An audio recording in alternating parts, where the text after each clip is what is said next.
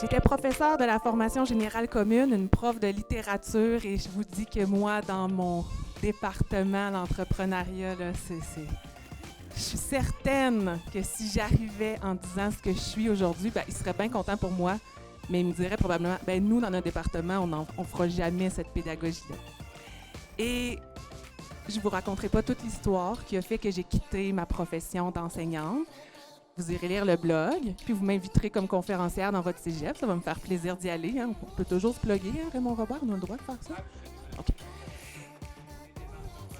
Et j'étais vraiment emballée parce que moi, j'avais vraiment choisi cette carrière-là au cégep. Et si je l'avais choisie, c'était pour eux. C'est parce que j'adore les jeunes, que j'ai foi, vraiment, puis j'ai beaucoup de joie à les voir évoluer.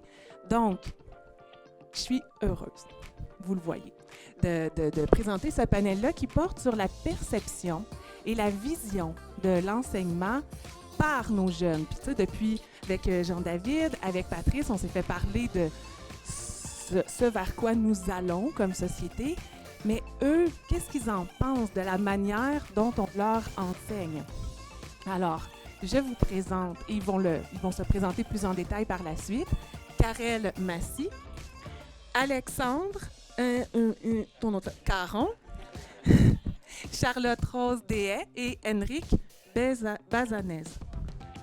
OK, c'est quoi la bonne prononciation de ton? Bazanez. D'accord. Alors, où est le micro? Ah oui, tu l'as déjà. Parfait. Alors, ils vont se présenter et par la suite, la formule, ce sera qu'ils ont deux questions qu'ils ont préparées, des questions à développement que vous allez voir vous aussi, de sorte qu'à chacune de... Ben, je me demande quelle est la meilleure façon pour vous d'intervenir. Donc, est-ce que vous êtes à l'aise si les gens interviennent à chacune de vos questions pour la portion discussion? Fait qu'on peut y aller comme ça. On a 1 heure à partager sur ces perceptions, visions de l'enseignement. Donc, on en profite. Ils sont là, puis ils sont tellement allumés. Alors, vas-y, ma chère.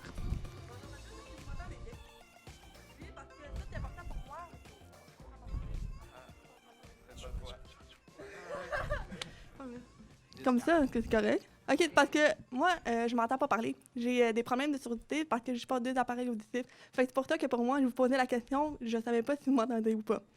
En fait, présentement, je suis en DEC-Bac en marketing, c'est-à-dire que je suis une technique et un bac en administration. Cette année, je finis ma technique au cégep de Trois-Rivières et j'ai commencé ma 2e année d'université à Trois-Rivières également. Je suis nouvellement présidente du club entrepreneur de l'Université de Trois-Rivières. Je m'implique beaucoup et je vais vous parler mon parcours plus en détail avec les prochaines questions. Bonjour à tous, j'espère que vous allez bien. Je me présente Alexandre Caron, je suis étudiant en gestion de commerce au cégep de Drummondville ici même. Je suis président du club entrepreneur du cégep de Drummondville depuis la session passée. C'est pas mal ce qui résume mon parcours scolaire en ce moment. Puis je suis en 3e année, alors je finis cette session-ci, la session prochaine. Merci. Bon, bonjour, moi, c'est Charlotte.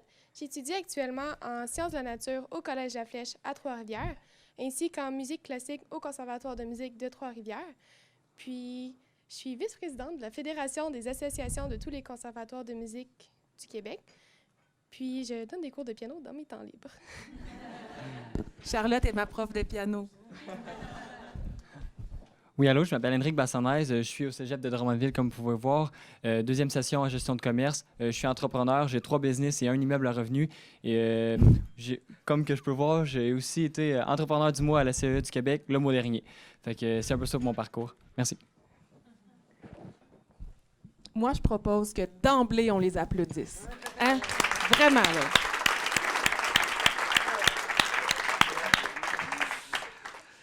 Alors, qui êtes-vous? Ils y ont déjà répondu. Ce que je souhaitais, c'est qu'ils nous racontent une situation d'enseignement grâce à laquelle ils ont vraiment eu l'impression d'apprendre. Donc, je leur ai demandé de retourner dans leurs souvenirs parce que c'est sûr qu'on parle beaucoup ici de pédagogie entrepreneuriale. Et j'étais curieuse de savoir, quand ils retournent dans leurs souvenirs sur ce prof, ce cours qui a fait une différence, est-ce que c'était les qualités de l'enseignant? Est-ce que c'était l'enseignant lui-même ou la manière d'enseigner? Alors là, on va en apprendre davantage. Avant de répondre à cette question, je vais vous mettre en petit contexte pour comprendre ce qui s'est passé dans ma situation. Avec ma surdité, chaque année, quand j'ai fini mon secondaire, il fallait tout le temps que je me bats. C'est tout le temps une adaptation difficile. Et j'avais commencé ma première année en technique, conseil en assurance et services financiers. Et je me sentais pas à ma place. Je ne savais pas c'était quoi. Et malheureusement, il y a des compagnies qui ont refusé de m'engager à cause de ma surdité. À ce moment-là, c'était comme un échec personnel parce que je me mettais beaucoup en question. Je ne savais pas ce que je voulais faire. Puis travailler pour quelqu'un qui refuse parce que j'ai des problèmes de surdité, je me cherchais.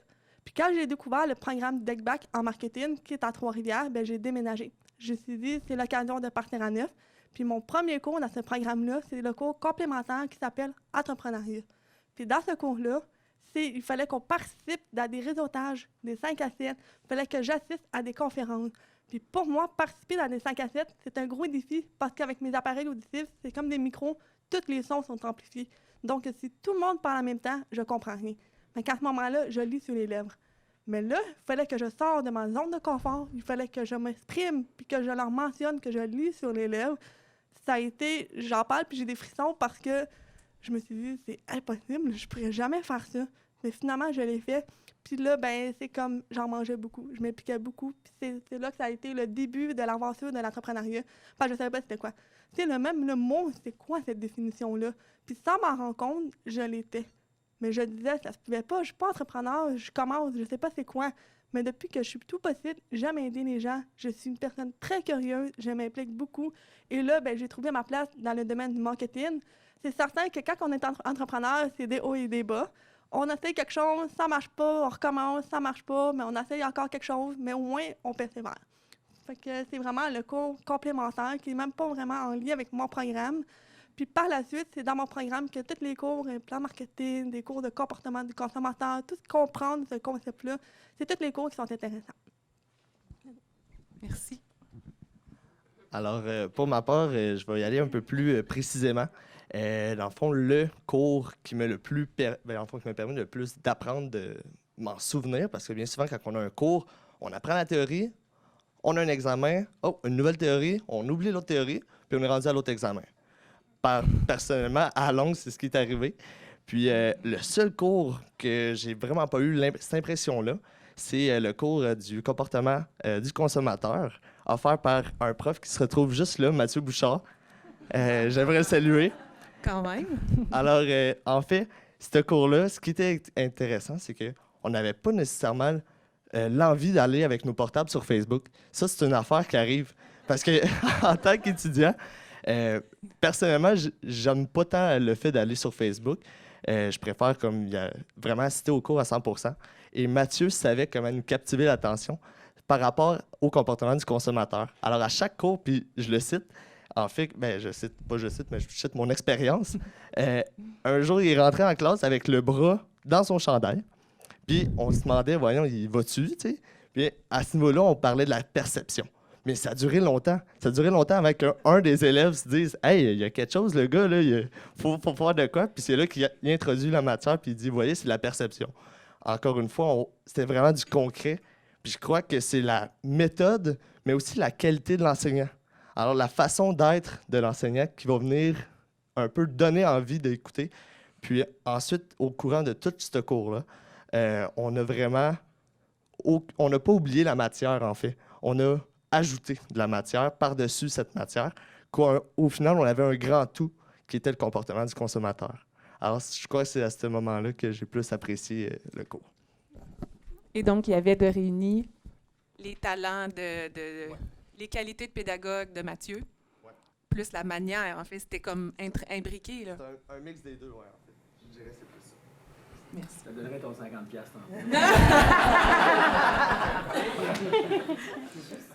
Bon, pour ma part aussi, je vais vous parler d'un professeur qui m'a marqué. Oh, plus proche. Oui, pour ma part, je vais aussi vous parler d'un professeur qui m'a marqué. C'est un professeur qui m'a suivi tout mon secondaire. Je l'ai eu, mon premier cours au secondaire. On s'entend, ça fait peur, plein de gens qu'on ne connaît pas. J'avais M. Fréchette en sciences. Puis je dis, oh mon Dieu, c'est quoi ce cours-là? Mais c'est un professeur qui était tellement passionné par sa matière, tellement passionné par ses élèves, qui nous a tous donné la passion d'apprendre. Un des exemples qu'il nous faisait faire dans son cours, c'est qu'il nous a envoyé, bon, là, on n'a pas de cours, on s'en va chasser des grenouilles. Fait que pendant ce cours-là, on a été chasser des grenouilles, on les a ramenées dans la classe. Bon, il y avait 2-3 filles qui paniquaient un petit peu. Puis le but, c'était de les étudier puis de comprendre leur habitat. Mais regarde, j'ai fait ça en secondaire 1 puis ça m'a marqué. Puis ce qui était le fun avec ce professeur-là, c'est que il participait au programme spécialisé en sciences au CMI. Puis je l'ai gardé tout mon secondaire. Puis toute notre secondaire, il y a eu des idées super révolutionnaires pour être capable de nous montrer la matière. On parlait des réactions de synthèse. On a synthétisé du Tylenol. En secondaire 3, on a synthétisé du Tylenol. Ça m'a marqué. Puis j'utilise ça encore aujourd'hui. Moi, dans le fond, j'ai beaucoup de situations que j'ai beaucoup appris. Dans le fond, qu'est-ce qui est difficile avec moi, c'est que j'adore apprendre. Je suis quelqu'un qui est très autodidacte, mais quand j'arrive en cours, on dirait que garder mon énergie envers le prof, c'est vraiment tough. Fait qu'un des profs qui m'a vraiment beaucoup marqué au niveau de ça, c'est mon prof de comptabilité. C'est un prof qui vient tout le temps te venir te chercher. Il vient créer une relation avec toi. Au début du cours, il vient te voir, il vient dire salut à tout le monde, il vient serrer la main à tout le monde. Pendant le cours aussi, t'as beau être sur ton téléphone, t'as beau être sur ton ordi, tu peux pas l'être longtemps parce qu'il va te poser une question, veut pas un moment donné. Fait que je crois que c'est une des manières qui fait que j'ai beaucoup appris. Puis il y a beaucoup de profs qui m'ont fait ça, soit au niveau du secondaire, du primaire ou du secondaire, c'est de créer une relation avec l'élève, de faire en sorte que, genre, quand tu vas arriver pour faire une connerie, il va se sentir mal. T'auras même pas besoin de le chicaner parce que t'as une relation avec, comme si c'était ton ami. Fait que c'est pas mal ça pour moi, au niveau de... Alors, je serais curieuse de savoir, dans la salle, c'est quoi les mots que vous retenez ou les attitudes? Qu'est-ce que vous retenez par rapport à ce qui a été dit? Qu'est-ce qui est important pour que nos jeunes aient l'impression vraiment, réellement d'apprendre? Oui, Karine. Bien, je pense que d'être en contact avec nos étudiants puis sentir que c'est important, que le prof, tu sais, pour le prof, c'est important chacun des étudiants, là, qu'il y ait une relation. Il y a la relation. On parle pas d'amitié, il y a amitié qui est ressortie, mais je pense que c'est même pas je veux être ton ami, c'est tu es important pour moi et tu sais, il y a ça, le contact, je te vois, il y a un vrai contact humain, là. Moi, je pense que ça passe par l'affectif. S'il n'y a pas d'affectif, ça rentre pas, la théorie, elle ne va pas entrer. Puis exact, puis comme tu dis, Karine, il y a des degrés d'affectivité. Tu vas Oui. pas... Il y a des profs qui jouent le best body, là, on va aller prendre... Non, tu peux faire ça. Moi non plus, je n'étais pas du tout puis dans ce... l'expérience terrain, là, le concret, là, je pense que c'est important, puis quelque chose qui a du sens pour vous. Si ça n'a pas de sens pour vous, vous n'allez pas faire ça. C'est clair. T'sais. Exact, parce que dans chacune de ces 4 histoires, il y avait le volet qu'on considère comme extrêmement important en pédagogie entrepreneuriale, qui est l'expérience. Donc, que la situation d'apprentissage soit expérientielle. Est-ce que quelqu'un d'autre... oui, Christine. Mais moi, j'aurais voulu dire aussi que dans cette relation pédagogique, ce qui est important, c'est de transmettre un sentiment de compétence. Je pense à que l'étudiant, oui, qui est exactement, compétent, qui est capable. Exactement, qui possède des compétences, puis s'il ne les a pas encore consolidées, il va le faire. Mais le sentiment d'avoir une compétence est important comme pivot pour aller de l'avant. Je pense que ce que tu nommes là est super important parce que peut-être qu'on ne prend pas toujours conscience de l'impact qu'on a sur eux, qu'on peut très bien arriver à leur faire croire qu'ils sont capables. Et le contraire est aussi vrai. Il y a des profs qui réussissent très bien à faire croire à leurs étudiants qu'ils ne sont pas capables. Et ça peut miner vraiment des ambitions. Il y a une chose qui a été nommée pour moi là, qui est super importante, mais peut-être qu'elle va sortir. Fait que j'ai du temps. On prend encore des interventions si vous voulez. Qu'est-ce qui a ressorti outre les 2 aspects ici, donc le relationnel, la capacité de faire croire? Oui. L'attention de nos étudiants et le fait que l'attention des étudiants commence à s'éparpiller un peu dans toutes les directions. Oui, comme prof, on a énormément de compétition, là. La capacité attentionnelle est réduite, elle est beaucoup moins longue. J'ai assisté il y a 2 semaines à un atelier de Mireille Garneau travaille, Cégep Garneau finalement, Cégep Garneau. Et Mireille, justement, faisait un atelier sur la pédagogie entrepreneuriale et la pédagogie active pour montrer comment, active et inclusive, c'est ça qui montrait comment on peut avoir plusieurs courtes interventions, parce que c'est intéressant ce qui est ressorti du fait que c'était tout le monde en faisant quelque chose que vous aviez le plus l'impression d'apprendre. J'ai vu André aussi lever la main. Oui, bien, il y a le mot passion qui a Ah, été merci! mentionné. Moi aussi, c'est sûr, je suis passionnée. Je pense que les enseignants qui sont passionnés par leur métier, par leur matière, par leur... je pense que ça transparaît auprès des étudiants, puis les étudiants sont plus accrochés après ce que le prof veut dire ou veut leur faire faire. Oui, ce feu, hein, cette espèce de feu sacré, là. Oui. Moi, je m'inspire beaucoup de Sylvain Boudreau, là, mais quand il dit sympathique et professionnel, les profs sympathiques. Les profs qui ne sont pas juste là pour livrer la marchandise, mais qui ont un savoir-être aussi, pas juste un savoir. Qui sont capables de créer un lien avec l'étudiant, puis ça. Pas juste être là pour livrer la matière. Mais... Oui, moi, j'ai été attentif à l'expérience des grenouilles. Parce que derrière cette expérience des grenouilles, il y a 3 dimensions qui sont intéressantes. La première, c'est que ça a été une aventure collective.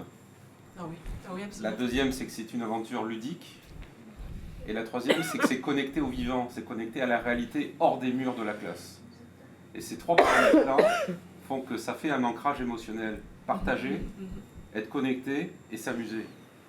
Et ça peut être 3 piliers à prendre en compte dans la pédagogie revisitée. Oui, parce qu'on l'a appris avec toi hier, c'est le cerveau de la mémoire. Le cerveau, de la mémoire et des émotions qui apprend, qui prend des décisions. Donc, c'est extrêmement important. Est-ce qu'il y a d'autres interventions? Parce que ça me fait rebondir sur une autre chose. Alain. La relation de confiance les étudiants avec leur communauté qu'on a entendu au départ, c'est un signe.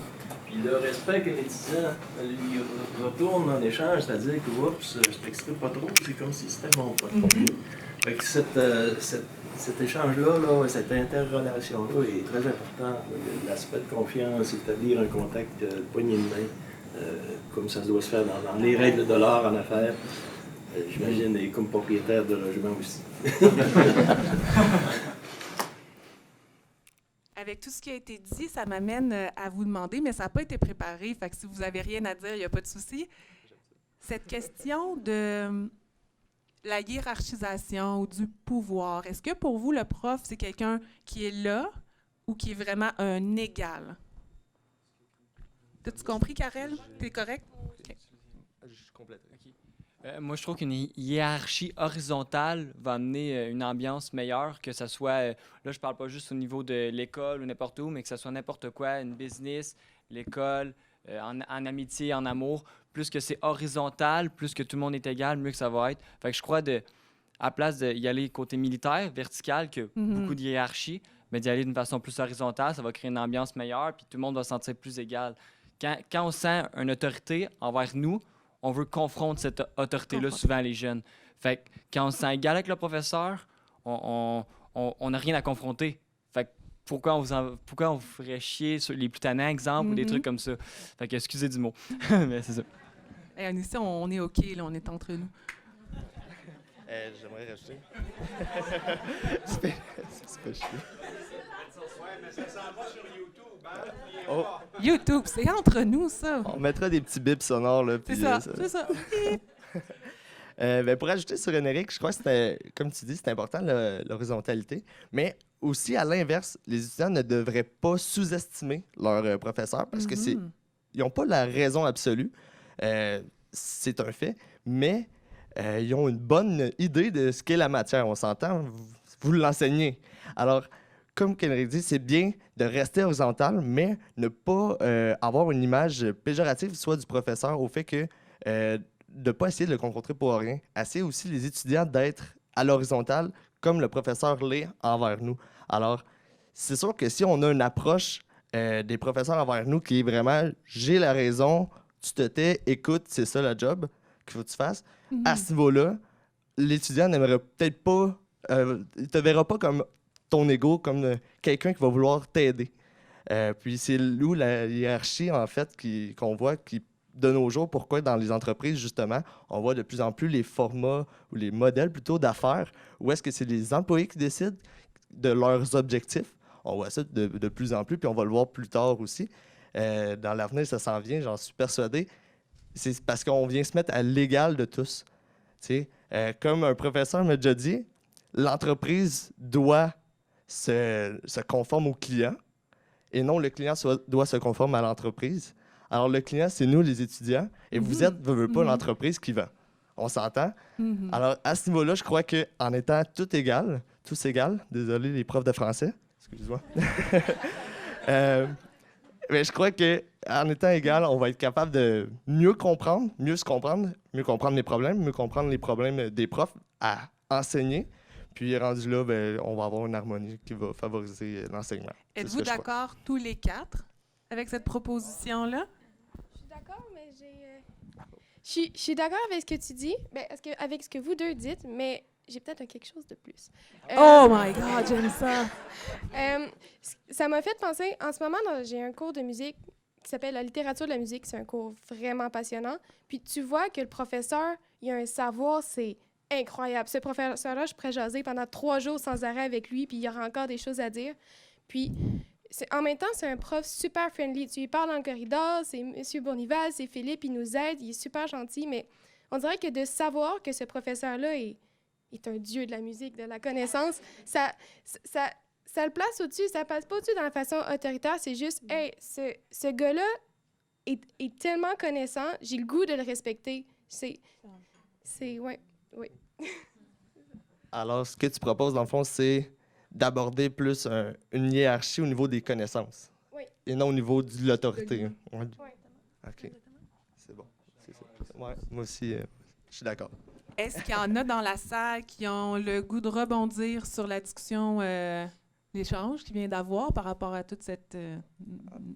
Madame.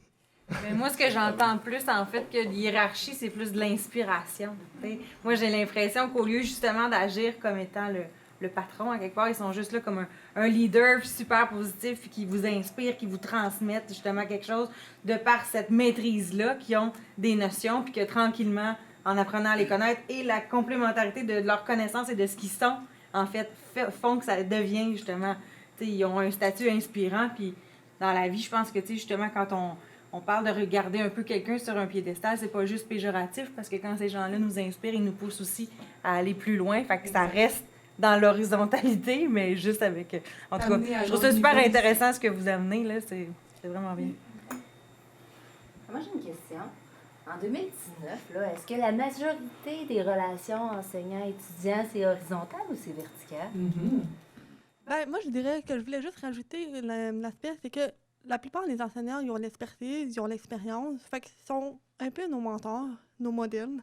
Fait que quand on parle de hiérarchie, c'est sûr qu'on se base sur ce qu'ils disent, on se base sur leur expérience pour se fier à eux, mais avant tout, créer une relation, un lien, on est rendu là en 2018. Ça, on n'est plus dans le protocole... 19. Pardon? 19. 2019, excusez. On voyage dans le temps. Non, on n'est plus dans le protocole que, OK, il sait tout, fait que c'est lui. Non, aussi, les décisions, notre génération, on est à l'afflux très rapide, avec les réseaux sociaux, Internet, tout est rapide. On est déjà au courant, on a déjà des connaissances aussi. Il y a beaucoup de formations en ligne aussi. Il n'y a pas nécessairement juste à l'école. Il y a des formations à l'extérieur qui est en lien avec l'entrepreneuriat. Fait qu'on a plus de connaissances qu'en 2000, que les étudiants. Fait qu'à ce moment-là, l'hiérarchie, tu sais, pour être visuel, là, c'est comme si l'hiérarchie, elle est moins honte. Oui, les enseignants ont leur expertise. Oui, ils ont une hiérarchie, eux autres sont nos modèles, nos expertises. Mais nos étudiants aussi commencent à avoir plus de connaissances. Est-ce que j'ai répondu à la question? Si je pourrais rajouter, tu dis en 2019, si on a des professeurs qui sont justement avec ce sentiment de hiérarchie. Personnellement, je l'ai vécu. Cégep 1, première session, anglais mon premier anglais. Puis le professeur, vraiment, c'est tu m'écoutes, puis tu n'as pas ton mot à dire, c'est ça la vérité absolue. C'était vraiment dogmatique comme approche. Alors, je vois, oui, c'est vrai que c'est pas tout, il ne faut pas généraliser, mais je vois encore, personnellement, je l'ai vécu encore cette approche-là, qui est un peu plus autoritaire, qui est plus tu dois m'écouter. Si je peux répondre à ta question, c'est ce que je dirais. Mais c'est pas la majorité. C'est pas la majorité, en effet. Si je vois mes profs de technique, en général, en fait, tous, ils ont une approche collaborative, qu'on peut dire, et non autoritaire. Alors, ouais. Je sais pas si vous voulez... Non. OK. D'autres commentaires? Oui, tu avais la main levée, Mathieu. J'allais dire, c'est intéressant de parler de hiérarchie par rapport au contenu, je vais le dire comme ça, puis d'avoir une horizontalité au niveau du contenant, tu sais, de la présentation. C'est l'inverse, par contre, un peu de ce qu'on disait hier dans la conférence, où on parlait de se tromper, puis d'essayer des choses. Puis, tu sais, là on joue sur les deux côtés, fait que je trouve ça intéressant. L'autre chose, c'est que comme enseignant, on est embauché par la discipline et non pas, je parle au collège vraiment, par la discipline et non pas sur la pédagogie qu'on enseigne. Puis là, il y a ce côté-là aussi que je pense que c'est un mix des deux, tu sais. Faut être connaissant, mais même si on n'a pas les meilleures connaissances du sujet, il faut être capable de au moins donner cette connaissance-là, la partager. Puis ça aussi, c'est un apprentissage qu'on doit avoir comme enseignant. Surtout les nouveaux enseignants qui... Moi, j'ai appris à faire de la comptabilité, je n'ai pas appris à montrer ou à enseigner. Fait que les premiers cours, c'était pas de la même façon. Donc, on tombe dans le marketing, mais là, où c'est intéressant, on peut aller un peu plus loin, mais il y a des matières qu'on ne peut pas non plus trop aller dans l'expérientiel ou, tu sais, faut montrer quelque chose. L'autre commentaire que je mentionne là-dessus, c'est qu'il y a une différence, selon moi, entre première année, première session et troisième année, sixième session. Il y a une gestion de classe à faire, il y a une gestion d'étudiants qui n'est pas la même, et c'est beaucoup plus facile de faire une approche, moi je marche beaucoup l'approche coaching. En troisième année, ça se fait. En première session, je serais pas capable. En tout cas, je pense pas d'être capable de la faire. Il y a un degré de maturité chez les étudiants qui n'est pas du tout le même quand ils arrivent du secondaire, puis qu'on les sent encore tout petits, là, comme on dit. Puis la fin, où là, on les sent prêts beaucoup plus à aller vers l'université ou vers le monde du travail, où ils ont eu acquis une maturité absolument incroyable en 2 ans, là. 3 ans dans le cas des techniques. Christine. J'aurais du goût d'ajouter, c'est une maturité, oui, mais en même temps, les programmes, souvent en programme technique, sont construits de façon taxonomique à amener l'étudiant à construire sur sa connaissance. Ben oui. Il y a les habiletés, les savoirs qui se construisent aussi. C'est pas juste une question de maturité. Moi, je le vois dans notre programme technique, on a des étudiants qui arrivent, ils ont 25, 30, 35 ans. C'est pas qu'ils manquent de maturité, mais il y a quand même un échafaudage des apprentissages puis des savoirs qui sont en lien avec l'approche par compétence. Je suis quand même rassurée d'entendre que ça se vit parce que c'est l'objectif de l'approche par compétence, c'est une forme de socioconstructivisme où le prof, justement, on n'est plus en pédagogie de la transmission, on est là pour propulser les apprenants vers quelque chose, en tout cas dans le domaine de la professionnalisation, certainement, vers quelque chose qui est intégré et qui fait partie d'eux aussi. Là. Merci d'apporter cet ajout-là, c'est très, très intéressant. Philippe? Je dis ce que je voudrais rajouter, c'est un peu comme mon collègue ici. Moi aussi, je suis enseignant, puis l'avantage d'avoir des cours un peu plus créatifs ou innovants en termes de pédagogie permet, lorsque tu donnes d'autres cours plus théoriques en tant qu'enseignant, d'avoir développé des liens relationnels différents avec les étudiants. Moi, je suis chanceux, j'ai un parcours que j'ai aisé en première, deuxième, troisième session. Après ça, j'ai père, par exemple, je donne plus de cours Mais c'est intéressant de voir leur évolution. Puis au début, c'est vrai, vous êtes un peu des petits bébés qui sortent du secondaire, puis que faut leur démontrer à devenir autonomes, puis qu'on ne les tient pas nécessairement toujours par la main. Mais ça amène un relationnel où on est le messager, dans le fond, d'une théorie. Là. Puis moi non plus, je peux pas dire que je connais tout dans tous les domaines. Puis je pense que les étudiants, ils sentent cette transparence-là, mais en même temps, j'ai beaucoup d'expérience. Je suis entrepreneur moi-même. Puis ça, on dirait que la théorie, je peux la dire d'une façon, peut-être moins connaissance qu'un collègue, mais le fait que face à mes étudiants, j'ai une belle relation, une crédibilité, ça aide beaucoup. Fait que, des fois, les profs, ils se concentrent beaucoup sur le contenu, à développer la matière et tout ça, lorsqu'ils devraient peut-être plus s'arrêter à comment enseigner mon contenu pour que, justement, comme Alex disait, ils retiennent quelque chose, puis que ça ne fasse pas juste on flush, puis on passe à l'autre matière pour l'autre examen. C'est souvent ça qu'on fait l'erreur. On les prépare pour l'examen quand on devrait les préparer pour s'ouvrir puis aller chercher eux-mêmes la connaissance après. Là, je trouve ça intéressant, qu'est-ce que tu parles. C'est quelque chose que je vis aussi, puis je pense qu'on est d'autres à vivre ici. C'est qu'on a des profs qui nous enseignent certaines matières. Là, je parle au niveau de gestion de commerce, qui n'ont pas de business ou qui n'ont jamais travaillé dans ce domaine-là, mais ils enseignent une matière. Je trouve quelque chose qui serait apporté, je crois, c'est que si vous êtes un professeur, quelque chose comme ça, vous donnez un cours, exemple, de gestion de projet, mais que vous n'avez jamais géré des projets dans une business ou jamais une business de gestion de projet, comment pouvez-vous enseigner le cours? Oui, vous avez la théorie, vous êtes super bon, mais vous ne l'avez jamais fait, en fait, vous l'avez juste dans un cours. Fait que moi, je trouve ça très intéressant qu'il y ait des professeurs qu'avant d'aller à l'école, qui aillent faire l'expérience. Puis c'est ça que je trouve intéressant de quelques de mes profs qui ont déjà l'expérience d'avoir des business ou l'expérience d'avoir travaillé là-dedans, d'avoir fait ça, c'est qu'ils ont de la crédibilité. Fait que je trouve ça vraiment intéressant que tu ailles une business puis que tu enseignes ton cours puis que tu montres plus les vrais trucs que la théorie. Fait que je voulais juste trouver ça intéressant. Tout ça. J'ai rajouté par rapport à ça, c'est oui, il y a de la théorie, mais c'est quoi la réalité? Ça, on arrive au marché du travail, on arrive, puis on se rend compte, OK, ouais, mais c'est plus que ça. Récemment, là, j'ai vécu l'expérience avec un de mes clients, puis qu'on essayait de trouver un partenaire. Puis, par chance, le partenaire, c'était quelqu'un que je connaissais, fait qu'elle m'a donné des conseils, puis j'étais comme, ben pourquoi j'ai pas appris ça à l'école? Je finis ma technique, puis j'ai pas appris ça, puis c'est un plan de visibilité. Je sais c'est quoi, mais j'ai jamais vu dans un cours qu'il fallait en faire un pour justement créer une entente. OK, mais à ce moment-là, moi, personnellement, des fois, je me pose la question, pourquoi verser dans un concret théorie, puis tu arrives à la réalité, puis tu n'es même pas la moitié qui est dans la réalité? Moi, c'est vraiment mon avis à moi. Fait que je suis vraiment contente que tu mentionnes que oui, vivre l'expérience, c'est différent. Parce que l'enseignant reçoit la théorie, reçoit la matière qu'il devrait enseigner, mais il va pouvoir le mettre dans ses mots, puis partager ses expériences, parce que c'est ça qui arrive aussi. Oui, puis c'est vrai qu'il ne faut pas oublier que pour l'enseignant, il y a comme une possibilité de ne jamais sortir de l'école. C'est possible. Primaire, secondaire, université, études post du baccalauréat, puis arriver au cégep, puis tu n'es jamais sorti de l'école. Ça, c'est une réalité qui est quand même fréquente en formation générale commune, là, ailleurs, pas autant. Maintenant, vous avez aussi réfléchi à une autre question que vous avez à l'écran, qui est la suivante.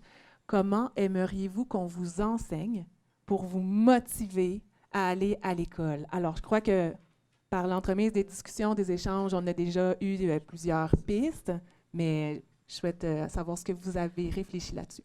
Moi, c'est vraiment une exception à cause de ma surdité. Parce que ma surdité, il faut comprendre qu'une heure de concentration, ça équivaut de 3 heures pour vous autres.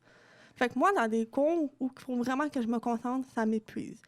Et là, je suis rendue à un stade que, justement, quand j'ai mentionné la réalité puis la théorie, ça, je parle vraiment pour moi, là.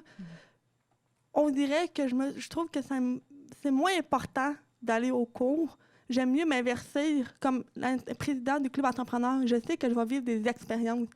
Mais ce qui me motive, c'est que pour pouvoir avoir accès à tout ça puis avoir le statut étudiant, il faut aller à l'école. Il faut penser. Puis même encore aujourd'hui, je me pose des questions. Qu'est-ce que je fais à l'école?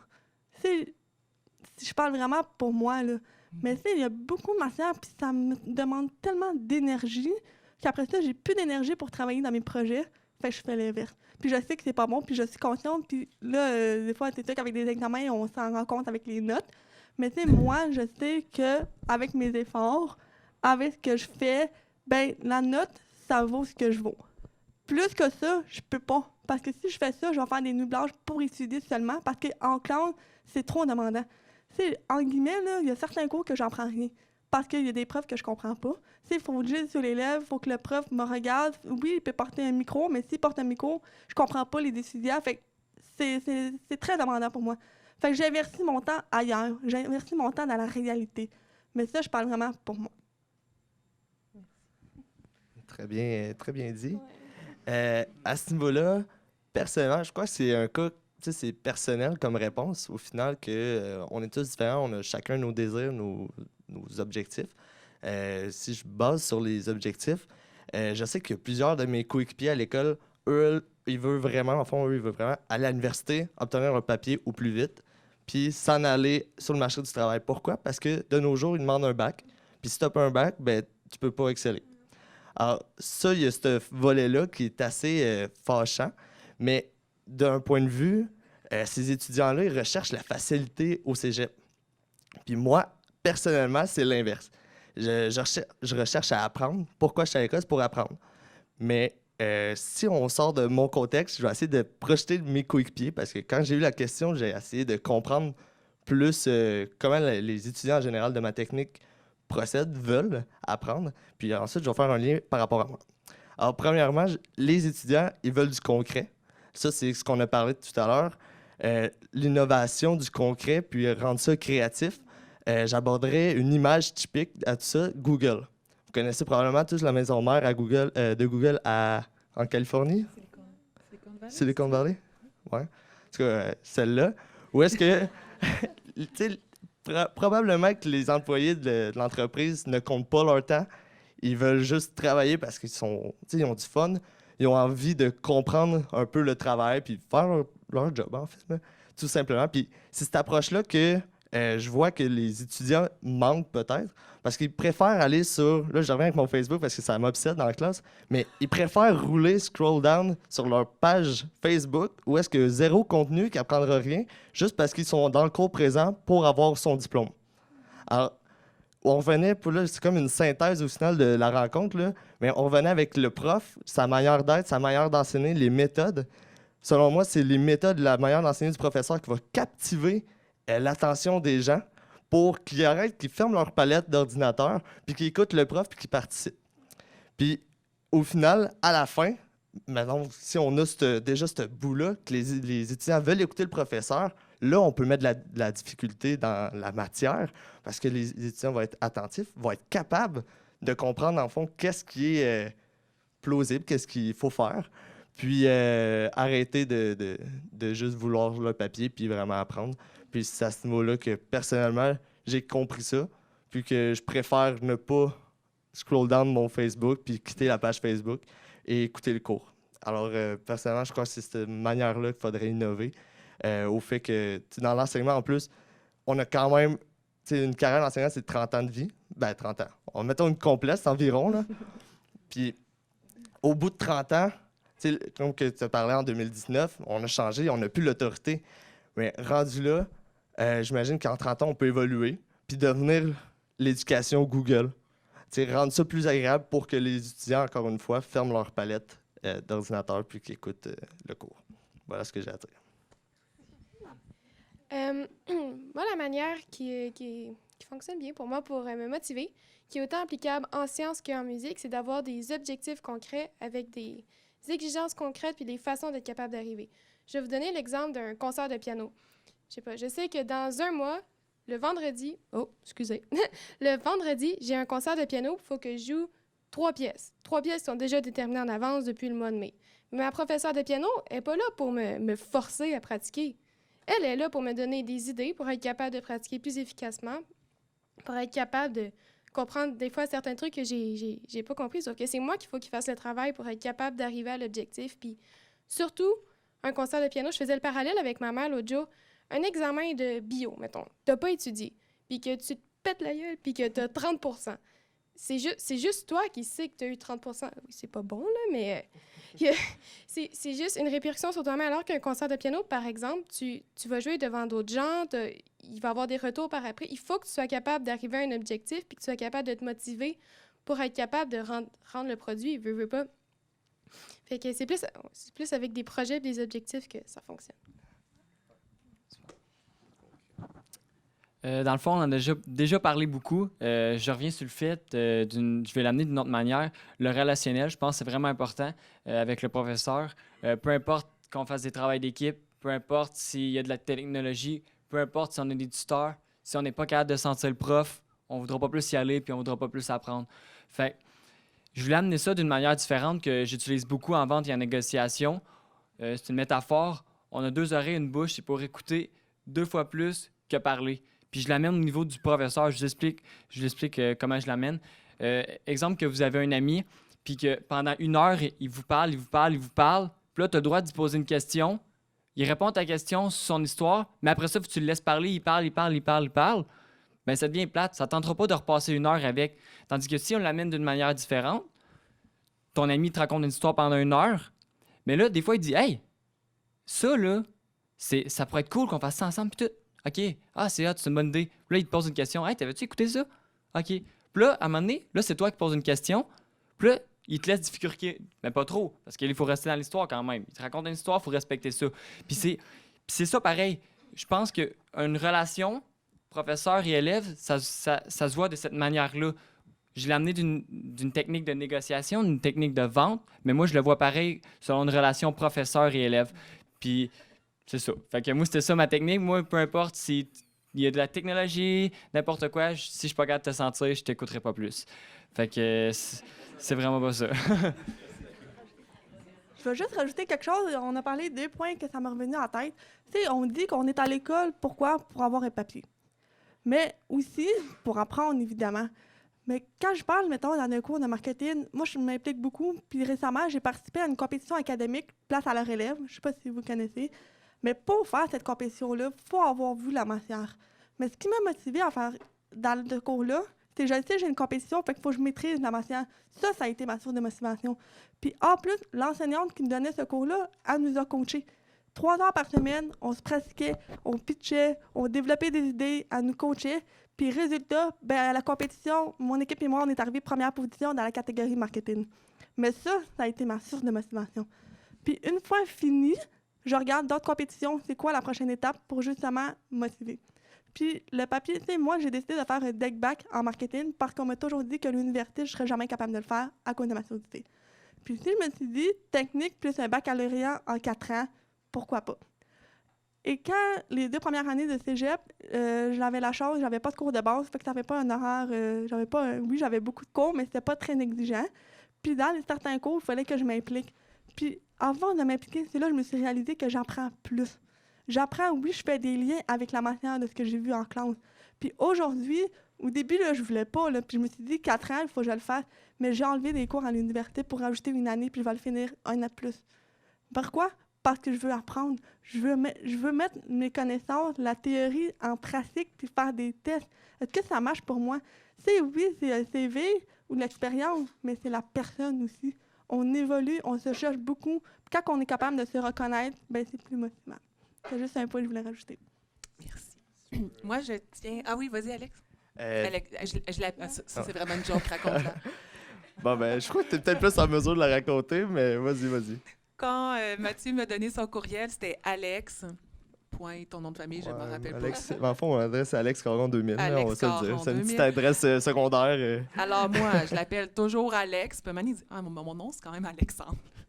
Je me dis là, c'était moi qui le traitais comme une espèce de... Fait que je l'appelle encore Alex au panel. Son nom, c'est Alexandre. Mais c'est bien correct. J'ai pas de problème. Comme je disais, 95% du temps, je me fais appeler Alex, sauf 5% quand c'est ma mère qui est fâchée. Fait que... Et ta blonde, peut-être aussi. Ah ouais, ma blonde, ouais. Alexandre. Ouais, c'est ça. Ce que je voulais aborder, parce que là je vois déjà venir les questions dans vos têtes. Et là, on est comme 3 entrepreneurs et une musicienne.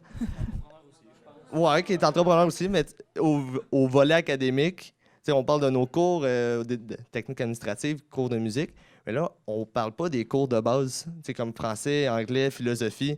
Là, vous allez me dire, ouais, mais comment on peut faire du concret quand la théorie d'Aristote, c'est Aristote? Aristote ne peut pas être plus concret qu'Aristote. Je crois que, là, j'ai pas la réponse, mais je vous lance sur une piste d'idée que je crois qu'il serait intéressant d'aborder, c'est que Aristote, il y a quelque chose à faire avec lui, puis apporter ce concret-là, apporter ce concret-là à la vie d'aujourd'hui, en 2019, en 2020 qui s'en vient. C'est quoi Aristote aujourd'hui? En quoi ça résonne encore? Oui, c'est ça, exactement. Moi, chaque fois que j'enseignais une œuvre littéraire, honnêtement, j'avais pas beaucoup, je n'étais pas une prof très histoire littéraire. C'était toujours en quoi le CID te parle aujourd'hui. Tu sais, quand il y a un gars qui crouse ta blonde dans le bar, t'as-tu envie de fesser dessus? Oui, lui aussi. Même affaire. Les émotions, là, sont restées les mêmes, là, le vécu, c'est tellement important. Je crois que c'est ça qu'il faut essayer d'appliquer, en fait, dans ces cours-là aussi, comme en anglais, en français, à la littérature, on s'entend. J'ai eu mes cours, puis il y en a eu des profs plus intéressants que d'autres, qui rendaient la matière plus concrète que d'autres. À un moment donné, Molière, c'est Molière, mais Molière, d'une autre façon, c'est plus cool. C'est ça. Il est déjà très cool. Là. Oh, ouais, c'est ça. C'est rediscutable. On s'en reparlera tantôt. OK. Il y avait une question. Laisse-moi mes illusions, je les ai pas toutes perdues. Me demandes-tu la question ou c'est toi qui... Ben moi, j'avais... Ouais. Je veux pas faire l'animateur, c'est pour ça que je veux pas moi, donner là, ta job. Je suis pas dans l'ego. Tu peux animer ça, ce panel-là, sans difficulté. Là. Vas-y, mon Alex. Oui, madame. travaille au cégep de l'Île-aux-Ons, puis on a le programme de gestion agricole. Et on essaie de faire de l'approche programme, donc d'intégrer les disciplines de formation générale dans les programmes de formation technique, entre autres. Et il y a un professeur de philosophie qui s'est assis avec des professeurs de gestion agricole, puis ils ont développé un cours, une activité spéciale où ils parlaient de l'éthique par rapport aux animaux. Donc, tout le côté philosophique de ça, de réflexion, fait qu'ils ont pu réinvestir ce qu'ils avaient appris dans leur cours de philo dans le cadre de leur future profession là, par rapport à leur relation aux animaux là, et à la vie en général. Fait que ça peut se faire. Ouais, ben, ça demande beaucoup de collaboration ou d'ouverture des professeurs parce que c'est souvent un surplus, là, mais ça peut être possible. Mais c'est une belle preuve de ça, en fait, du concret à l'état, parfois à l'état pur, au fait que tu viens rejoindre l'étudiant en technique qui veut pas aussi dans cette technique agricole-là. Ils ont envie de parler de l'agriculture, ils ont envie de parler de leurs animaux, tout ça. Fait que si tu apportes le problème éthique, est-ce bien selon la façon d'Aristote, mais là, j'étais en cours d'éthique en ce moment, fait que je suis plus capable de le dire, mais est-ce que c'est bien selon la vertu morale, en tout cas, d'Aristote, de tuer un animal, oui ou non? Puis je crois que c'est une façon intéressante à aborder le sujet. Puis là, je sais qu'Henrique voulait parler, alors je vais lui laisser la parole. Moi, je trouve ça intéressant qu'il y ait des cours comme ça. Je pense que ça motiverait certains des élèves. Tu sais, moi, je ne mentirais pas, je fais pas mes cours de base. J'ai tout annulé mes cours de base, puis je sais pas quand je vais les faire, pour vrai, parce que je suis zéro motivé à faire du français. L'anglais, j'ai fait un peu, mais genre français, philo, tout ça, je suis zéro motivé à faire ça. Moi, je veux apprendre à gérer une business, à savoir comment faire de la comptabilité, tout ça. Le français, je suis autodidacte. Même au niveau de la gestion, je n'étais même pas au cégep, puis je gérais déjà mes business avant, puis ça allait super bien. C'est vraiment pour une théorie de plus que je suis au cégep. Fait que je trouve que de cette manière-là, c'est vraiment bien de l'apporter. Je sais qu'au cégep, je crois qu'on a ça. Peut-être Mathieu pourra me corriger. Cours de français 4, puis anglais, communiquer en anglais. Mais tu sais, le français 1, 2, 3, c'est zéro en lien avec notre technique et tout ça. Fait que je trouve ça super vraiment intéressant. S'il y aurait ça, c'est sûr que je ferais tous mes cours de base. Je crois qu'il y a Mélissa, tu voulais prendre la parole? Oui, j'avais une question. C'est parce que Karel, t'es venu me chercher à plusieurs niveaux. J'ai beaucoup parlé de toi aussi dans un colloque la semaine dernière à la Fédération des cégeps. Et d'abord, ta photo, que je disais que c'était un travestissement de la statue d'Aristote qu'on connaît, avec le point en dessous du menton. Tu nous as partagé une belle photo de profil, puis tu avais la main un peu comme Aristote en train de réfléchir, et puis on voyait ton appareil auditif, puis tes yeux rivés vers l'avenir. Puis après ça, j'ai lu ton témoignage et j'ai senti que ma lecture de ta photo était à point nommé.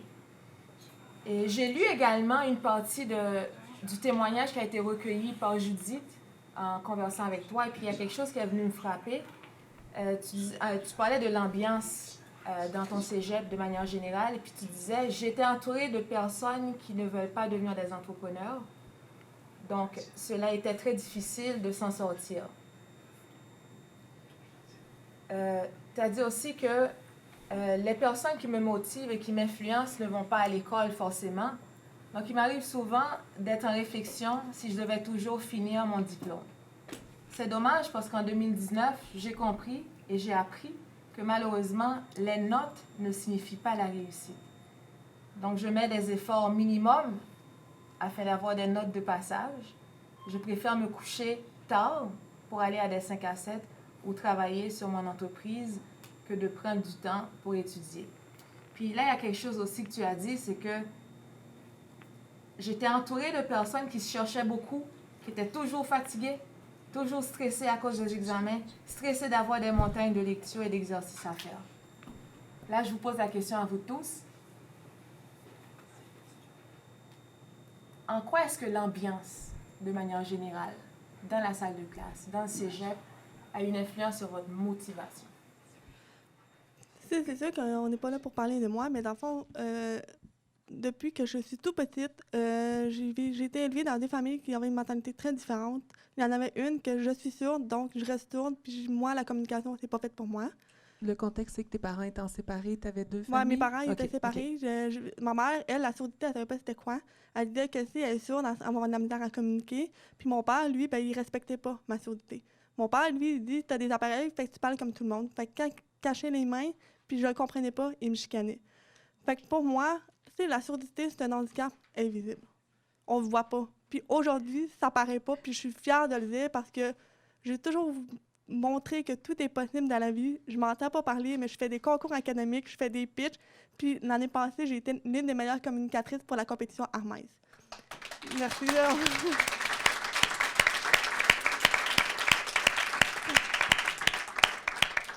Merci, c'était pas mon objectif, mais merci. Dans cet extrait-là, c'est que récemment, ce que j'ai vécu, c'est que, tu sais, des fois, les amis, le monde autour de nous, on se met souvent en question. Puis, tu sais, quand on dit les 5 personnes qu'on côtoie le plus, c'est la somme de ce que t'es.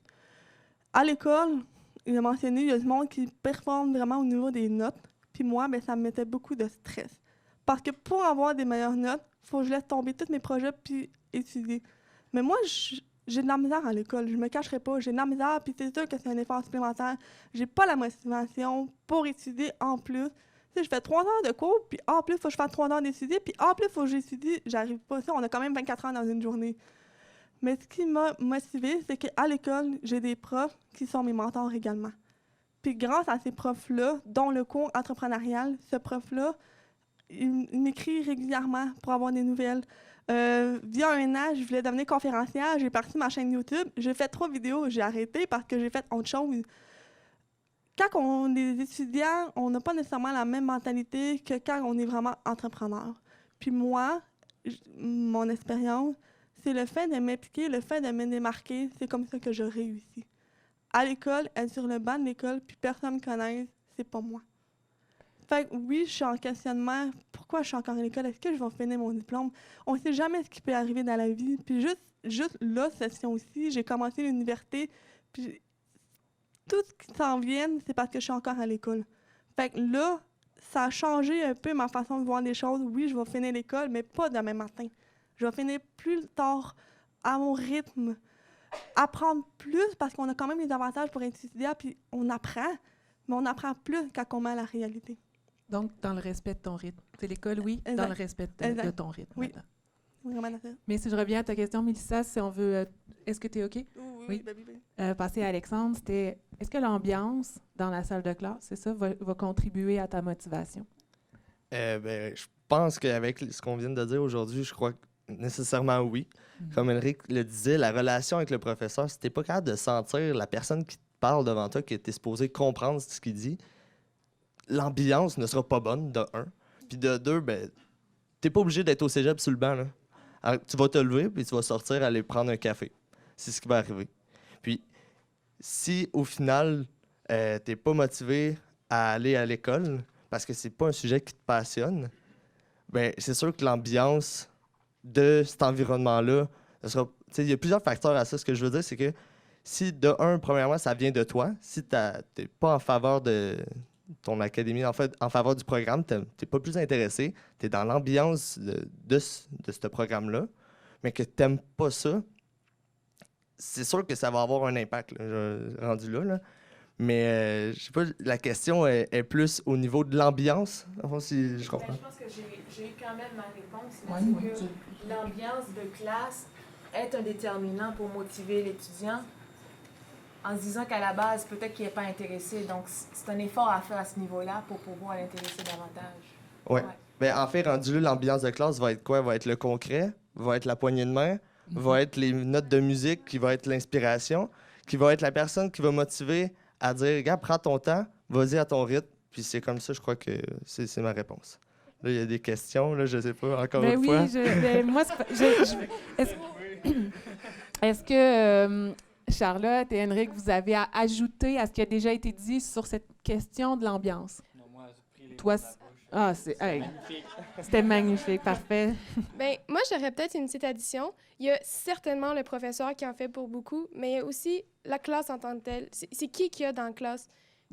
en ce moment, en sciences nature, tout le monde panique pour la cotère. Oh mon Dieu, je vais aller en médecine. Puis je trouve que c'est un environnement tellement négatif. À chaque examen, tout le monde dit « Oh mon Dieu, j'ai plus d'avenir! » Ça me donne pas le goût d'étudier. Ça me donne pas le goût Bon, j'ai d'autres motivations aussi, mais ça me donne pas le goût d'aller à l'école quand les gens sont juste négatifs à propos de leur avenir. Les gens sont pas capables de voir qu'est-ce qu'il y a de beau en plus dans tout ça. Alors qu'en musique, on est des petits groupes. Mon groupe, on est plus de personnes, on est 5. Si vous donnez une idée, là, j'ai des groupes, on est 2. J'ai un groupe, je suis toute seule avec le professeur quand c'est un cours magistral. C'est un peu spécial. Oh my God! Mais c'est différent. C'est mon cours de littérature, d'ailleurs, avec le prof qui est super fou. Ouais.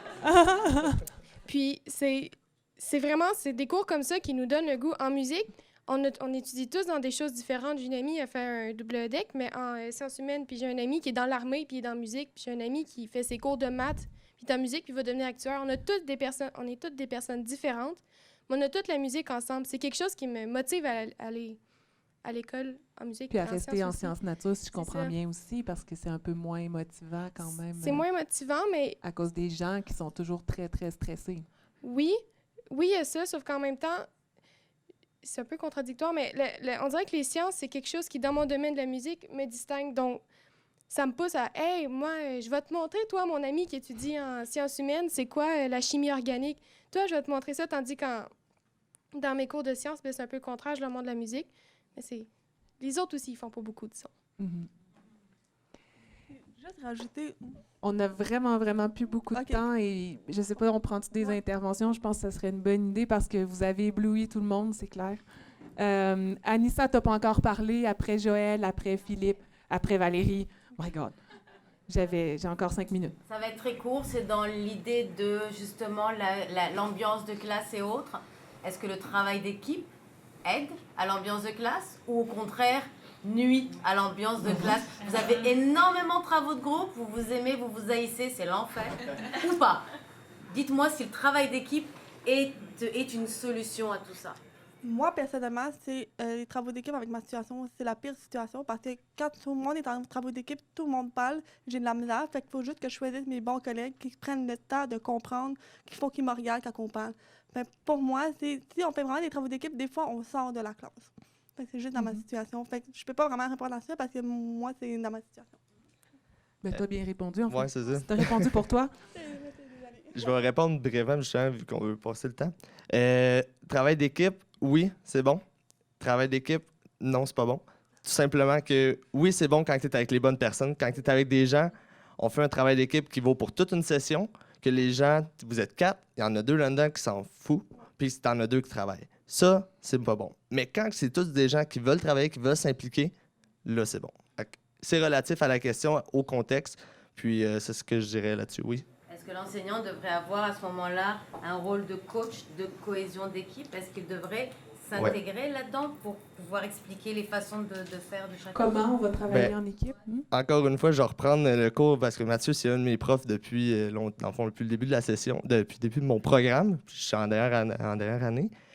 Mathieu, en démarrage d'entreprise, on a des équipes qui ont été décernées aléatoirement et il agit en tant que coach comme étant si une personne qui ne fait pas sa job, qui n'a pas envie de se donner dans son travail, ben c'est just too bad pour lui, soit qu'il s'en va ou il travaille. S'il ne fait pas sa job, il va être exclu. Puis je crois qu'à ce niveau-là, oui, c'est peut-être... un peu notre rôle. Oui, c'est ça, mais c'est peut-être un peu injuste au fait que, OK, le gars, il n'a pas de note, il a 0, mais il fait rien. Alors, c'est rendu là, c'est cas par cas, puis je crois que oui, apporter des coachs, c'est intéressant. J'aurais pas pu mieux dire par rapport au travail d'équipe. Par exemple, sur un projet, il y en a 2 qui font quelque chose, 2 qui font rien. Ça, c'était parfait. Mais j'aimerais aussi ajouter sur le travail d'équipe qui est pas officiel, si je peux dire. Nous, ce qu'on a beaucoup en musique, c'est des projets individuels. Tu vas pas faire une composition à 3, là, ça se fait pas. Mais on s'assoit les 3 ensemble, on compose côte à côte, on se pose des questions, on s'aide, puis c'est comme ça qu'on est capable de fonctionner puis d'être capable d'assimiler la matière par nous-mêmes. Puis si l'autre d'à côté de toi, ça ne tente pas de faire son devoir, c'est lui le pire, mais tu vas répondre à ses questions, puis il va répondre à tes questions. C'est plus comme ça qu'on est capable de s'aider puis d'avancer. Moi, au niveau des travails d'équipe, ça peut être bon et mauvais, comme tous ont dit. Une chose que j'aime bien au niveau des travails d'équipe, qu'au début, je pense, comme tout élève, un peu chialé, c'est quand les profs décident, mais encore plus loin que ça, c'est quand là, je dis chialé, mais vous allez voir que je donne, finalement, c'est le fun, là, genre, c'est ça que j'aime, là, au niveau du travail d'équipe. Mais c'est au niveau que les professeurs font des tests de personnalité. Puis aussi, les professeurs nous connaissent aussi. Fait qu'ils font des équipes selon, bon, lui, c'est un leader. Ben, tu sais, on va pas mettre 3 leaders avec lui, là. Ça va se pogner tout le long, là. Fait qu'on va en mettre un plus académique, puis un autre, tu sais. Fait qu'au niveau des tests de personnalité et tout, je pense que c'est super bon. Puis en ce moment, on est dans un cours de gestion de projet, puis c'est ça que le professeur a fait, puis ça va super bien, on s'entend tous, puis c'est le fun, là, pour rien. C'est une bonne idée parce que moi, j'en ai jamais vécu. Les profs étaient comme arrangez-vous ou en ordre alphabétique. Fait que ça, c'est non. Ouais. Il y avait Joël. Oui. Moi, je voulais juste rajouter, un peu comme tu as dit, dans le fond, c'est que quand on parlait de l'ambiance, l'ambiance, ça dépend beaucoup des étudiants. Comme enseignante, je n'aurai pas la même relation avec mon groupe si l'ambiance, si la cohésion n'est pas là, si les étudiants ne s'engagent pas, s'ils sont pas aussi investis dans leur programme.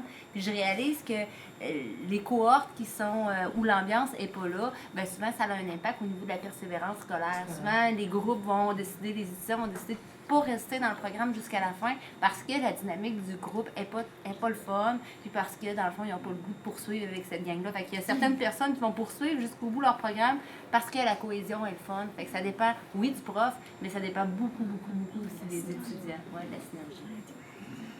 Oui, si je peux juste rajouter une expérience que j'ai vécue cette semaine, justement, par rapport à l'ambiance qui est assez, dans le fond, dans le sujet, puis répondre à Anissa aussi. Dans le fond, moi, je vous l'ai dit tantôt, j'ai les premières puis deuxième années.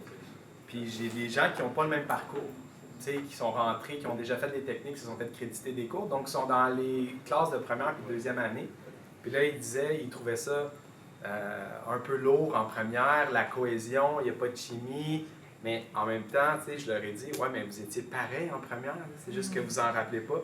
Vous avez évolué en tant que groupe. Tu sais, on vous pousse beaucoup, là, travaux d'équipe. Moi aussi, je prends beaucoup l'aléatoire, comme ça, regarde, tu vas pas te mettre juste avec tes BFF, puis tout va bien aller. Là. Non, tu vas connaître des nouvelles personnes, tu vas connaître que cette personne-là qui est plus timide a des forces que toi, tu n'as pas. Donc, puis là, parce que ces gens-là disaient, ouais, mais avec les deuxièmes, c'est plus le fun qu'avec les premières. Ouais, mais laisse-leur du temps d'avoir une cohésion de groupe. Mais l'ambiance vient beaucoup des étudiants aussi. Là. Le prof peut jouer. Mais quand on a des étudiants impliqués, motivés comme vous quatre, là, ça nous aide à faire lever le reste du groupe qui ont peut-être moins le feu au derrière comme vous autres. Parce qu'ils jouent un rôle de leader. Félicitations pour le feu d'indent que vous avez, parce que ça, c'est vraiment génial en tant que prof d'enseigner à des gens comme vous. Là. Si je pouvais rajouter là-dessus sur Joël. Hey Alex, je te laisse le mot de la fin, je pense. Ouais, ok, non. Mets-moi pas au défi. Non, t'es capable de le relever, hein? Pour répondre aux questions de madame et monsieur, dans le fond, ça me fait penser à ma première session dans le club entrepreneur étudiant, parce que dès la première session, je suis rentré dans le club. À l'époque, c'est François Sylvain, je sais pas s'il a travaillé, il a participé au PEC, là. Mais si vous voulez ajouter un visage ou pas, en tout cas. Il nous avait fait une activité d'intégration, vu qu'on était tous des étudiants nouveaux. Puis c'est de travailler tous en équipe. Alors, je crois que, oui, c'est les étudiants qui rendent l'ambiance agréable, mais aussi le professeur d'apporter les étudiants à sceller des liens. Dans le club entrepreneur, c'est comme une classe au final. Avec Henrik, on est dans le même club, puis moi, j'adore parler avec Henrik de ces entreprises, de ces choses-là, d'essayer de l'aider. Pourquoi? Parce qu'on a un lien ensemble. Et si je ferais ça avec chaque individu de ma classe dès le premier jour, l'harmonie serait vraiment cool parce qu'on aurait l'égalité au niveau de la hiérarchie, autant avec le professeur, mais qu'avec les autres étudiants. L'étudiant qui pète des scores, mais qu'on est sur le même niveau, on n'a pas à le voir plus haut parce qu'on est rendu comme des amis liés par l'entrepreneuriat, liés par le cours. Je crois que c'est intéressant d'essayer d'aborder, de trouver une activité à faire dès le premier cours pour lier les étudiants. Je crois que c'est intéressant à la place de lire plan de cours et dire comment tu t'appelles, puis c'est ça. Voilà. Et moi, en terminant, je veux qu'on les applaudisse, vraiment.